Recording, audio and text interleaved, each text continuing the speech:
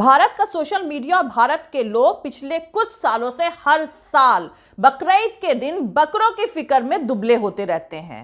इस बार बकरीद के दिन एक खबर छपी थी कि अमेरिकी organisation Center for Global Development के मुताबिक भारत में कोरोना से तकरीबन 49 लाख लोग मारे गए हैं। किसी को फर्क नहीं पड़ा। जिन्हें खुद का तड़पा कर मार दिया जाना भी बुरा नहीं लगता है, उन्हें बकरों की कुर्बानी बहुत बुरी लगती है। कुछ दिन पहले पूरा भारत सड़कों पर तड़प रहा था, लेकिन सरकार ने संसद में कह दिया कि ऑक्सीजन की कमी से कोई नहीं मरा। जो बकरों के लिए परेशान हैं, उन्हें इंसानी लाशें परेशान नहीं करती।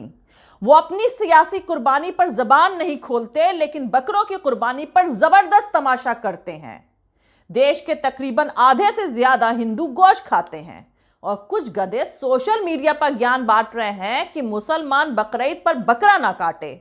ये वही लोग हैं जिन्हें सिस्टम रोज ज़िबा करता है।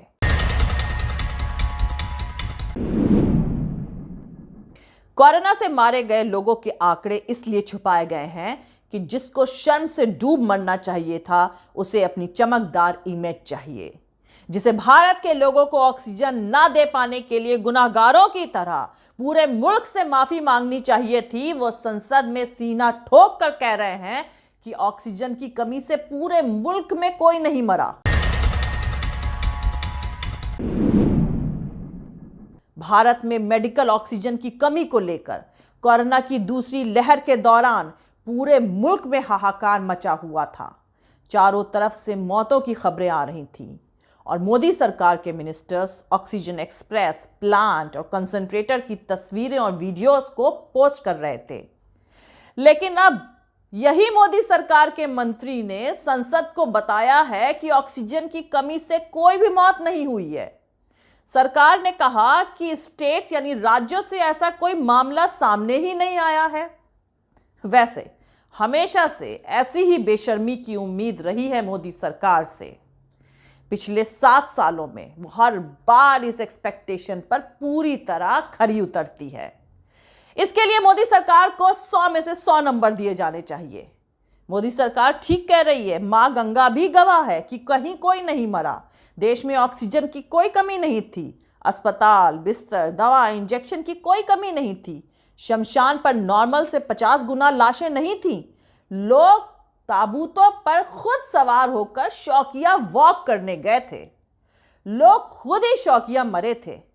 मोदी सरकार सही कह रही है कि ऑक्सीजन के बिना, दवाई के बिना, अस्पताल के बिना कहीं कोई नहीं मरा था। ऑक्सीजन की कमी से कोई मौत नहीं हुई और ये सब वो संसद के अंदर कह रहे हैं। संसद डेमोक्रेसी का मंदिर है और बीजेपी वाले मंदिर और मजहब के अकेले ठेकेदार हैं। वो कह रहे हैं तो ठीक ही कह रहे होंगे। लेकिन देश की राजधानी दिल्ली के अस्पतालों में, कर्नाटक और गोवा के अस्पतालों में ऑक्सीजन की कमी से मौत की खबरें आई थीं। उत्तर प्रदेश, महाराष्ट्र, हरियाणा जैसे स्टेट से भी ऐसी रिपोर्ट्स आई थीं। दिल्ली हाई कोर्ट भी मोदी सरकार को बार बार फटकार लगा रहा था। इलाहाबाद हाई कोर्ट ने टिप्पणी करी थी कि ऑक्सीजन की सप्लाई नहीं करना अपराध है और यह किसी भी तरह नरसंहार से कम नहीं है। सुप्रीम कोर्ट ने मोदी सरकार को फटकार लगाई थी।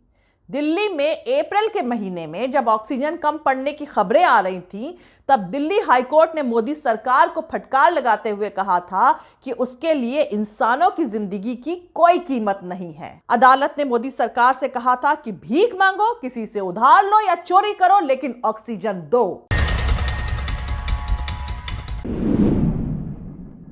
कोर्ट उस मामले में सुनवाई कर रहा था जिसमें मैक्स हॉस्पिटल ग्रुप ने दिल्ली हाई कोर्ट में दायर एक याचिका में कहा था कि उसके अस्पतालों में ऑक्सीजन का लेवल खतरनाक स्तर पर गिर चुका है, उसे फौरन ऑक्सीजन चाहिए। कोर्ट की तरफ से ऑक्सीजन की सप्लाई बढ़ाने का हुक्म देने के बाद भी जब दिल्ली को पूरी ऑक्सीजन सप्लाई नहीं करी गई थी, तो अदालत ने कंटेम्प्ट ऑफ कोर्ट की कार्रवाई की वार्निंग भी दी थी।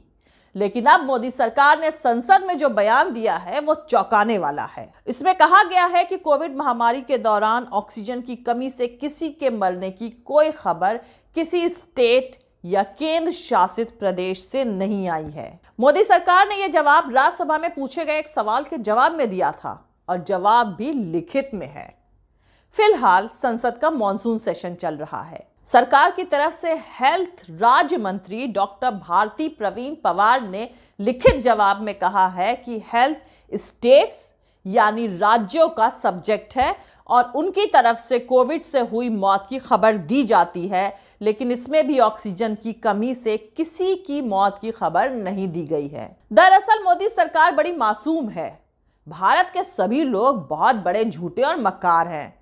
ये लोग मोदी सरकार को बदनाम करने के लिए खुद ही लाशें बनकर तैर रहे थे और आप लोग को जो दिख रही थी वो लाशें नहीं थी, वो लाशनुमा साजिश करता थे। दिल्ली से लखनऊ तक जो कोहराम मचा था वो सब झूठ था। पूरे मुल्क से जो SOS कॉलें आ रही थी वो सब मोदी सरकार को बदनाम करने की साजिश थी। अर्जेंट एक सिलेंडर चाहिए, मरीज की हालत बहुत नाजुक है, ऑक्सीजन बेड कहीं नहीं मिल रहा, प्लीज मदद करें। इस तरह की जितनी भी पोस्टें या ट्वीट सोशल मीडिया पर पढ़े गए थे वो सब फर्जी थे। आपको याद होंगी वो तस्वीरें जब लोग अपनों को बचाने के लिए ऑक्सीजन की सिलेंडर के लिए दर दर भटक रहे थे। वो सब साजिश करता लोग थे। दोस्तों, दरअसल मॉनसून सेशन में ऑपोजिशन मोदी सरकार से कोरोना को लेकर कई सवाल पूछ रहा है। इनमें कोरोना के आंकड़े छिपाने के इल्जामों से लेकर ऑक्सीजन की कमी जैसे सवाल शामिल थे। केसी वेणुगोपाल ने ऑक्सीजन की कमी से हुई मौतों और ऑक्सीजन सप्लाई को लेकर सवाल पूछा था। इसके लिए लिखित जवाब में राज्यसभा में मोदी सरकार ने कहा है कि ऑक्सीजन की कमी से किसी की मौत हुई है, इसका किसी स्टेट से कोई खबर नहीं मिली है। जरा सोचिए वो दिन और रातें जब लोग ऑक्सीजन के लिए भीख मांग रहे थे, अनजान नंबरों पर हजारों कॉल कर रहे थे कि ऑक्सीजन है या नहीं। कितना खौफनाक दौर था। अब सरकार कह रही है कि ऑक्सीजन की कमी से कोई नहीं मरा। कोरोना की दूसरी लहर में ऑक्सीजन की कमी का पूरा सच क्या है, सबूतों के साथ बताऊंगी आगे वीडियो में। लेकिन उससे पहले जो लोग मेरे इस चैनल पर नए हैं वो मेरा YouTube channel political Tamasha with doctor Arshi को सब्सक्राइब करके वहां पे लगी बेल आइकॉन को जरूर दबा दें ताकि आपको हमारे आने वाले हर वीडियो की अपडेट्स मिलती रहे। और दोस्तों, अगर आपको हमारा काम पसंद आता है, हमारे वीडियोस पसंद आते हैं तो www.patreon.com/dr अर्शी खान पर जाकर डोनेट करके आप हमारे काम को सपोर्ट कर सकते हैं। तो चलिए शुरू करते हैं। किसान आंदोलन से लेकर कोरोना महामारी तक, CAA नाम के तालिबानी कानून से लेकर जासूसी तक, सब मोदी सरकार के मुताबिक उनकी सरकार को बदनाम करने की इंटरनेशनल लेवल की साजिश है। और इसमें भारत में रह रहे गद्दार देशद्रोही भी शामिल हैं। बस लंबी सफेद दाढ़ी रखकर एक फकीर किसी तरह अपने प्रताप से भारत के दुश्मनों को रोके हुए है। अगर यह फकीर पैदा ना हुआ होता तो न जाने क्या हो जाता इस भारत का।